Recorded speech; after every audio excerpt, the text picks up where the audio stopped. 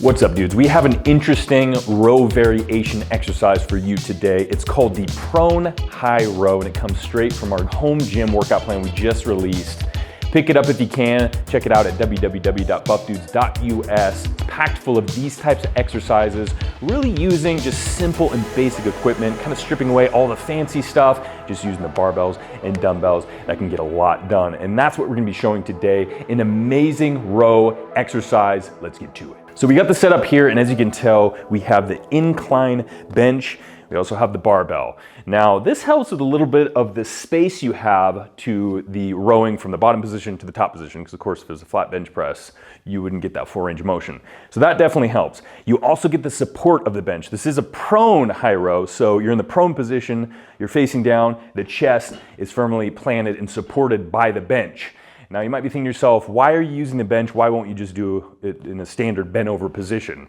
And there is pros and cons to using a bench. Now the pro is you're supported, you're stable, it's going to allow you to focus on this particular movement, which is going to be more of the high row, which you're flaring your elbows out.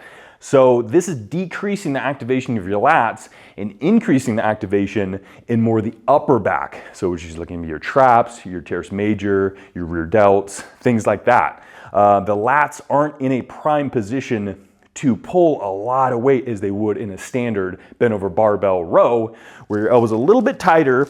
In that way, the lats can really engage. So it does change it quite a bit as far as the activation in the muscles. Now, the con is going to be taking away the activation in the core. But that's okay, because it's not really what it's about. You know, we still have the bent over barbell rows that you can do. This is a completely different exercise, but it's still a big compound rowing motion, but working on different muscles. Now, thankfully, it's a very simple setup. As you can tell, it's just the incline here, and you are basically just placing yourself in a very comfortable position where your whole body is supported. Your hands are dangling down and ready to grab the barbell here. This can be probably the most difficult part, is grabbing the barbell. So if you have long arms like me, it's not as hard, but if you have shorter arms, obviously you can always decrease the height. You can still get that full range of motion. Me here. Now, the high row explains quite a bit, because you can be rowing it a lot higher than you typically would as in a bent over barbell position. Bent over barbell, you're rowing it to your sternum, so it's going to be in this position, rowing it low. With the high row, as the name explains, you can be rowing it really high, more to the clavicle position there. Now with these, the lats aren't completely disengaged, but you know, they're not in a prime position to do as much contraction and pulling as much as they would if your elbows were then tucked in a little bit closer to really get that full extension in the humerus there at the shoulder joint. So since they're flared, it's really gonna be hitting those traps, those rear delts, and you're gonna really feel a lot different with just a simple elbow placement in a row position there. So you always wanna go over some of the things not to do in an exercise, because there's always something that can be done wrong in any exercise. And this one in particular, we're gonna go over a few. And this really goes with any rowing motion, but I wanna go over it again in this one because it is a rowing motion. So you wanna try to avoid it. Now, a lot of people can make the mistake, unfortunately, of arm rowing. What that means is you're really utilizing just the flexion of the elbow here. All of a sudden, it's not really as much of a compound movement now, is just your arm rowing. You're really only utilizing your arms and not much in the back muscles. So it's a combination of movements, not only elbow flexion, but also you're now utilizing those shoulders.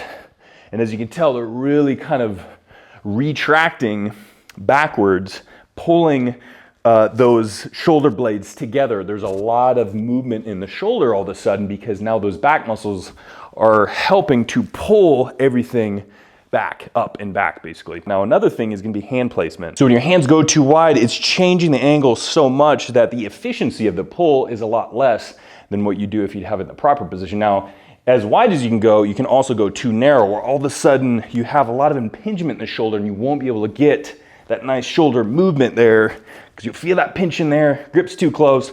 So it is finding that sweet spot in your grip, and typically in a rowing motion, it's going to be where the angle of your forearm is going to be nice and straight there. You know, obviously everyone's a little bit different, the size or the length of their humerus.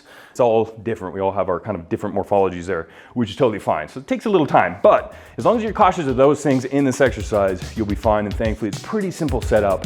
As long as you get that nice range of motion, that good feeling in the back. And as we always like to say, just start light, start right.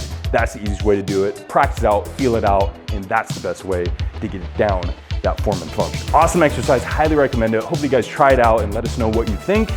And check out our program, Home Gym Plan. You don't really need much, barbells, dumbbells, you do it anywhere.